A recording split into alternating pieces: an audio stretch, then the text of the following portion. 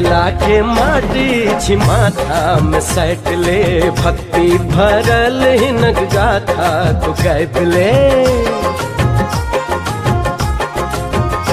अरे मिथिला के माटी छी माथा में सैट ले, भक्ति भरल हिनक गाथा तू गाइब ले।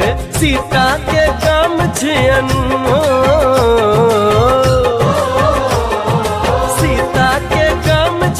एक बेर आइब ले। मिथिला के माटी छी माथा में सैट ले, भक्ति भरल हिनक गाथा तू गाइब ले। के माटी छी माथा में सैट ले, भक्ति भरल हिनक गाथा तू गाइब ले।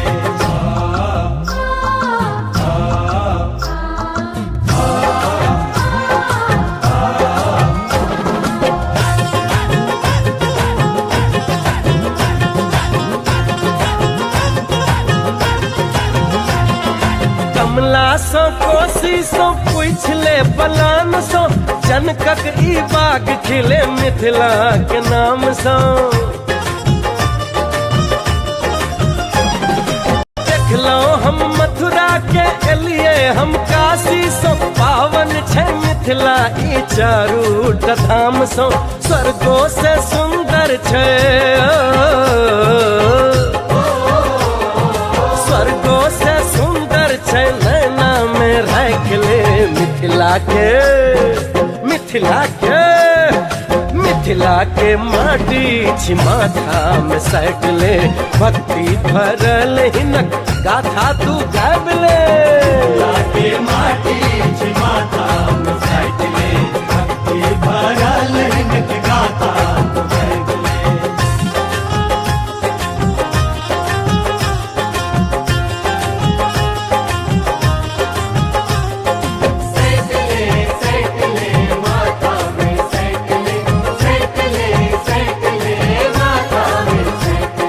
पावन छै उत्सव छै सोहर सुरीला छै, तुलसी के चौरा पर अमृत के घैला छै। चौठचन अजितिया छै, ठकुआ पुड़किया छै, बाड़ी में पटुआ आखीरा करेला छै। नटुआ नचनिया के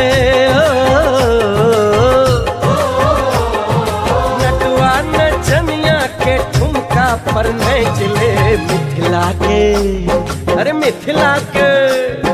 मिथिला के माटी छी माथा में सैट ले, भक्ति भरल हिनक गाथा तू गाइब ले।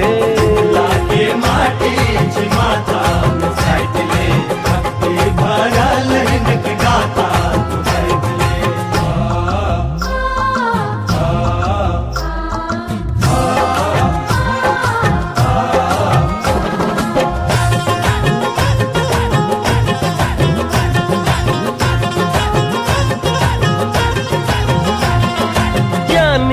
मंडन छै नामी अयाची छै, जामुन छै तेतर छै, कटहर के आठी छै।